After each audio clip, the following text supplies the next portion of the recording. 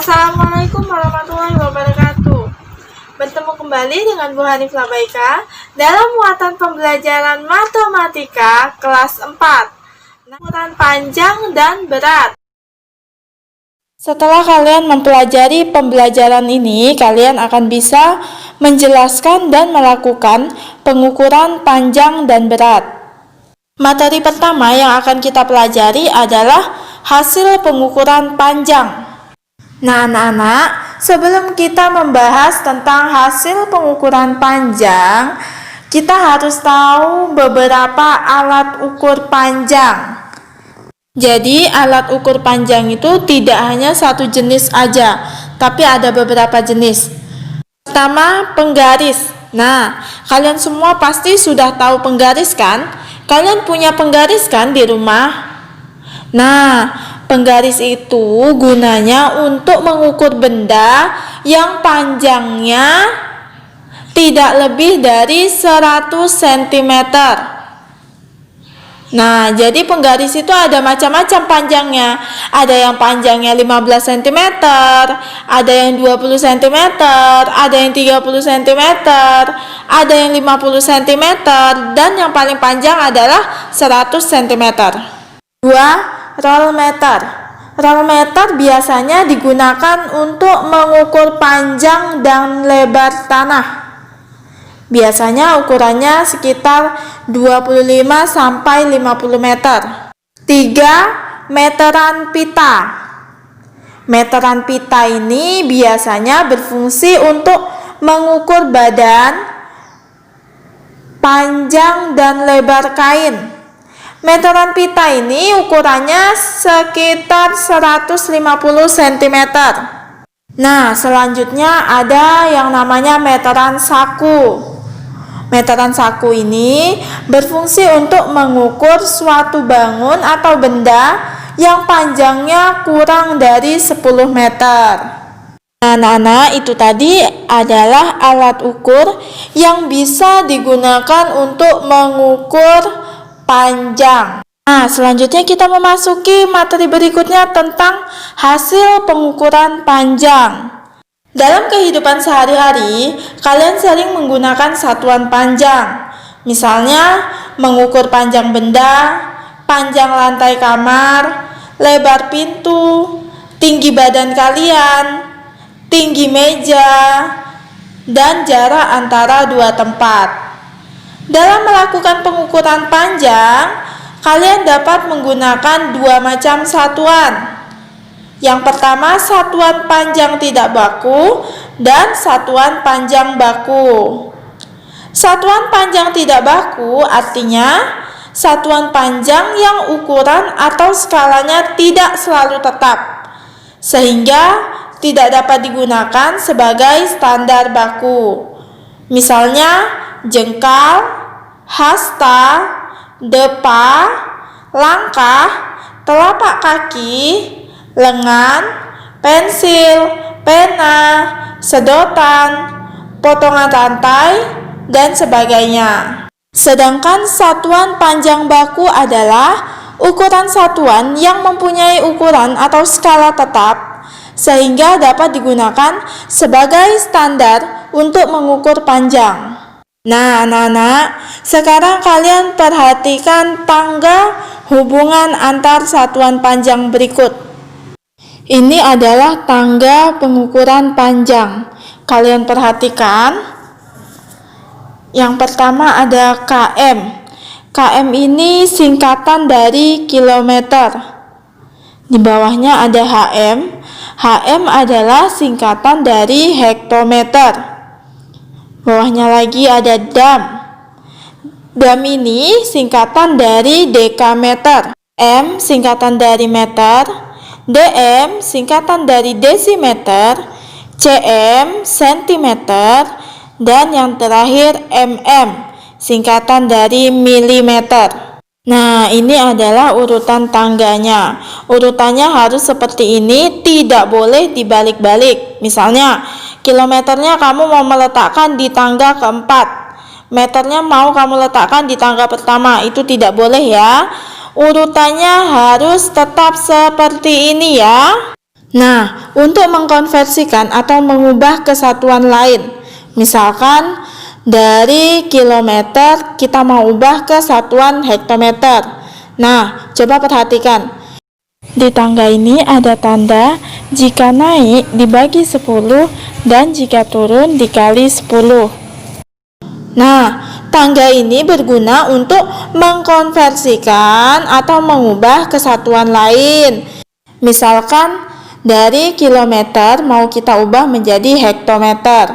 Nah, kita lihat tangganya. Kilometer ke hektometer berarti turun sekali. Itu artinya kita kalikan 10. Nah, contoh lagi misalnya dari meter mau kita ubah ke sentimeter. Nah, di situ berarti turunnya ada 2 kali. Dari meter kita turun dulu ke desimeter. Selanjutnya baru turun lagi ke sentimeter.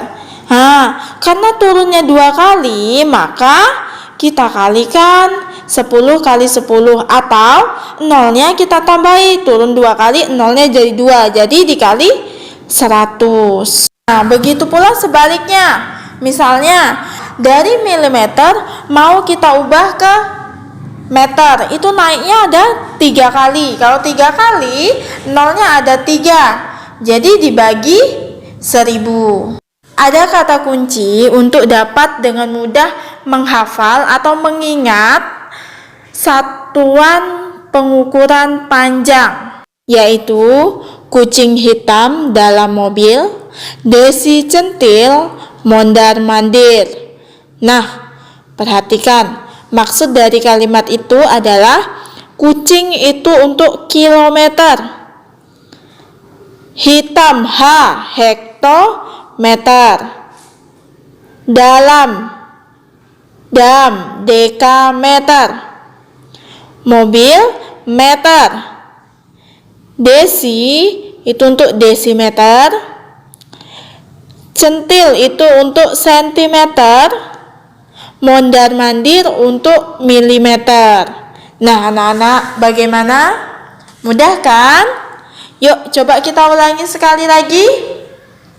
Kucing hitam dalam mobil, desi centil, mondar-mandir. Ya. Nah, kita lanjut ke contoh soal ya. Perhatikan. Yang pertama, 4 km mau kita konversikan ke meter. Nah, berarti dari kilometer ke meter, perhatikan tangganya, berarti itu turun 3 kali. Jadi dikali 1000. Nah, 4 dikali 1000 sama dengan 4000 meter. Jadi 4 km sama dengan 4000 meter. 2. 1000 cm mau kita ubah ke meter. Perhatikan tangganya. Dari sentimeter ke meter. Nah, itu berarti tangganya naik kan? Naik 2 kali. Itu artinya kita bagi 100. Nah, jadi 1000 cm kita bagi 100, hasilnya 10. Nah, jadi 1000 cm sama dengan 10 meter. Nah, lalu bagaimana cara mengoperasikan satuan panjang dengan satuan yang berbeda? Caranya yaitu dengan mengoperasikannya dengan menyamakan satuan panjang yang dianggap paling mudah dan sederhana. Contohnya, tentukan hasil operasi satuan 8 km ditambah 900 cm dikurangi 40 desimeter sama dengan titik-titik meter. Cara menjawab soal yang tadi yaitu dengan cara kita ubah seluruh satuannya menjadi satuan meter. Nah, perhatikan. 8 km kita jadikan ke meter menjadi 8000 kan, dikali 1000 ya. Selanjutnya 900 cm kita ubah ke meter. Dari sentimeter ke meter itu naik 2, berarti 900 dibagi 100, jadi 9 meter. Selanjutnya 40 desimeter kita ubah ke meter. Dari desimeter ke meter itu naik 1 tangga, berarti dibagi 10 ya. Dibagi 10, 40 dibagi 10 jadi 4 meter. Jadi dapat kita simpulkan seperti ini. 8.000 meter ditambah 9 meter dikurangi 4 meter. Nah, hasilnya adalah 8.005 meter. Jadi pertanyaan tadi, 8 km ditambah 900 cm dikurangi 40 desimeter, hasilnya adalah 8.005 meter. Nah, anak-anak, itu tadi adalah penjelasan tentang hasil pengukuran panjang. Selanjutnya kita masuk ke materi hasil pengukuran berat. Sebelumnya kita harus tahu dulu alat untuk mengukur berat. Pertama, timbangan badan. Timbangan badan ini berfungsi untuk mengukur berat badan. Biasanya ada di puskesmas, apotek, rumah sakit, sekolah. Yang kedua, timbangan pasar. Timbangan pasar itu berfungsi untuk menimbang berat benda antara 1 kilo sampai 5 kilo. Ketiga, timbangan emas, neraca. Timbangan emas ini berfungsi untuk menimbang berat emas. Timbangan emas mempunyai 2 lengan. Lengan yang pertama itu digunakan untuk meletakkan anak timbangan, dan lengan yang lain untuk meletakkan emas. Keempat, timbangan duduk. Timbangan duduk ini berfungsi untuk menimbang berat benda di pasar, pabrik, tempat penggilingan padi, dan lainnya. Alat ini digunakan untuk menimbang benda yang beratnya di atas 10 kilo, seperti 1 kuintal beras, 1 kuintal padi, dan sebagainya. Selanjutnya, yang kelima, timbangan dapur. Timbangan dapur ini berfungsi untuk menimbang bahan makanan, misalnya tepung, gula, dan lain-lain. Nah, berikut setelah kalian mengetahui alat-alat untuk mengukur berat, kita akan mempelajari tentang hubungan antar satuan berat. Nah, perhatikan tangga pengukuran berat berikut ya. Nah, ini adalah tangga untuk pengukuran berat. Kalian perhatikan. kg singkatan dari kilogram. Hg singkatan dari hektogram. Nama lainnya ons ya. Dak singkatan dari dekagram. G singkatan dari gram. Dg desigram. Cg sentigram. Dan mg artinya miligram. Nah, sama seperti sebelumnya, pada tangga pengukuran panjang, tangga pengukuran berat letaknya harus tetap seperti itu, tidak boleh dibolak-balik. Nah, untuk mempermudah menghafalnya, ada kata kuncinya sama seperti tadi, namun ada perubahan sedikit. Kata kuncinya adalah kucing hitam dalam got, desi centil mondar-mandir. Nah, kucing untuk kilogram, hitam untuk hektogram, dalam untuk dekagram, got untuk gram, desigram untuk desi, centil untuk sentigram, mondar-mandir untuk miligram. Nah, bagaimana? Mudah kan? Nah, seperti pengukuran panjang, setiap turun 1 tangga itu dikali 10. Dan setiap naik 1 tangga itu dibagi 10. Aturannya tetap sama. Kalau turunnya 2 tangga berarti dikalinya 100. 3 tangga 1000. Tetap seperti aturan tadi ya. Selain satuan dari tangga berat tadi, ada pula satuan berat yang lain. Perhatikan tabel berikut ya. 1 ton itu kalau dijadikan ke kilo menjadi 1000 kilo. 1 ton sama dengan 10 kuintal. 1 kuintal sama dengan 100 kilo. 1 kilo sama dengan 2 pon. 1 kilo sama dengan 10 on. 1 pon sama dengan setengah kilo atau 5 on. 1 on sama dengan 100 gram. Nah, anak-anak, sekarang kita masuk ke contoh soal. Yang pertama, 30 gram mau kita ubah ke kilo. Perhatikan tangganya dari gram ke kilo. Naik apa turun? Iya, naik 3 kali.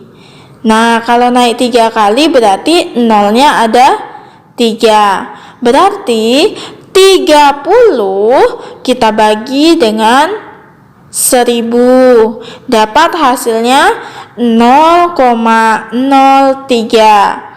Jadi 30 gram sama dengan 0,03 kilogram. Contoh kedua, 40 pon sama dengan titik-titik kilogram. Perhatikan tabel ya. 1 pon itu sama dengan 0,5 kilogram. Nah, itu artinya 40 dikali 0,5. Nah, dapat hasilnya 20. Jadi 40 pon itu sama dengan 20 kilogram. Nah, itu tadi contoh konversi hubungan satuan berat.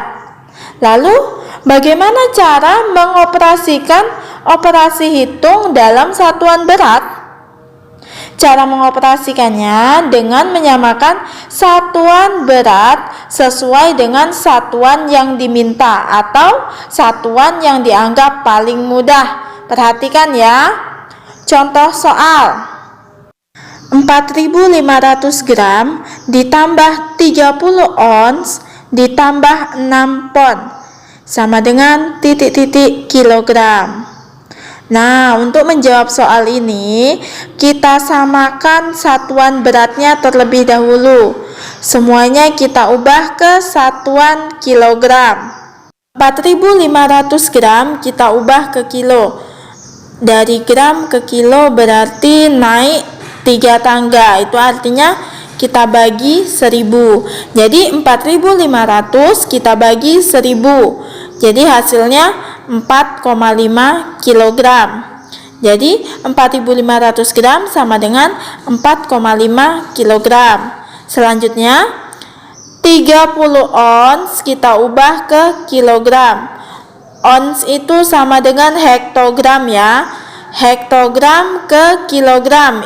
Naik 1 tangga berarti dibagi 10. 30 dibagi 10 3. Jadi 30 ons sama dengan 3 kilo. Lanjut, 6 pon sama dengan titik-titik kilo. 6 dibagi 0,5 hasilnya 3 kilo.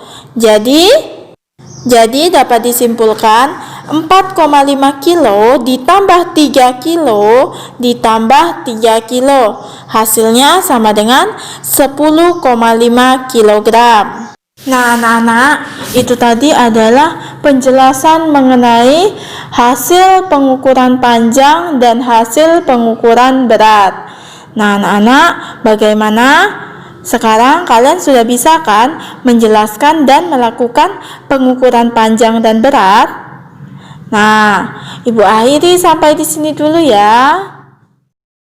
Nah, anak-anak, cukup sekian pembelajaran kita kali ini. Semoga ilmu yang kalian dapat bermanfaat.